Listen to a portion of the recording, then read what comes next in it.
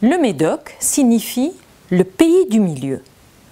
C'est une vaste presqu'île triangulaire située entre l'océan Atlantique et l'estuaire de la Gironde. Il s'étend sur 80 km de long de Blanquefort à Saint-Vivien-du-Médoc, traversé par le 45e parallèle à égale distance entre le pôle et l'équateur, ce qui favorise un climat tempéré.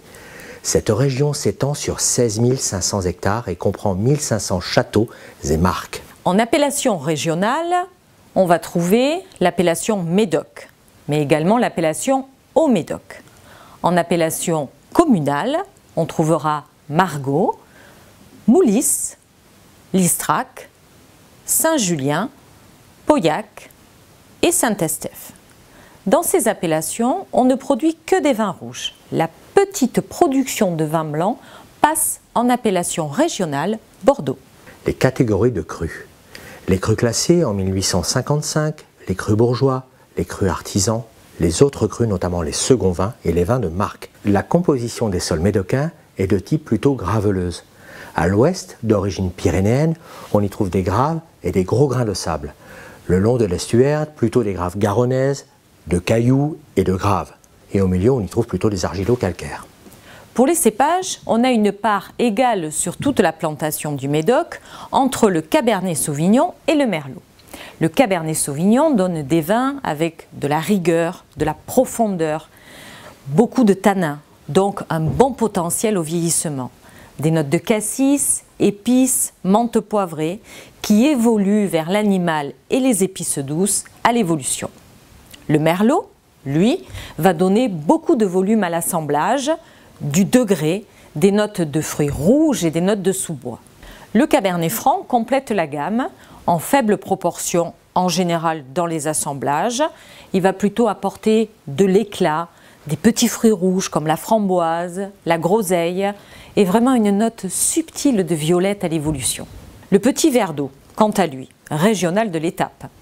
C'est un cépage un peu fougueux, difficile à conduire durant tout le cycle végétatif, mais il est absolument remarquable dans les années chaudes. Il va donner de la structure, des arômes de fruits ronciers comme la mûre, des notes de pivoine et vraiment beaucoup de fraîcheur. Les médocs avec du corps et du fruit, par exemple les crus bourgeois sur des appellations Médoc ou Haut-Médoc.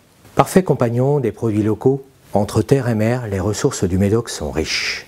Le grenier médocain, charcuterie locale plutôt poivrée, le canard que l'on chasse en hiver à la tonne et finalement l'entrecôte.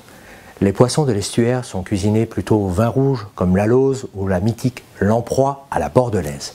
On trouvera également les vins du Médoc plutôt corsés, puissants comme les Pauillac, les Saint-Julien, où là on a réellement une majorité de Cabernet Sauvignon dans l'assemblage, ou l'appellation Listrac, qui là est un petit peu plus rustique dans la jeunesse. On pourra proposer l'incontournable agneau de Pauillac rôti. On trouvera aussi des noisettes de chevreuil cuisinées en gigue, plutôt avec une sauce grand veneur, ou le sanglier cuisiné en civet ou en ragoût.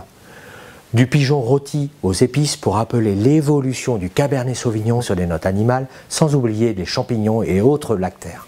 Et puis les vins généreux, élégants, comme l'appellation Margaux ou l'appellation Saint-Estèphe. On peut aussi parler des Moulis. Les produits de chasse du Médoc feront merveille.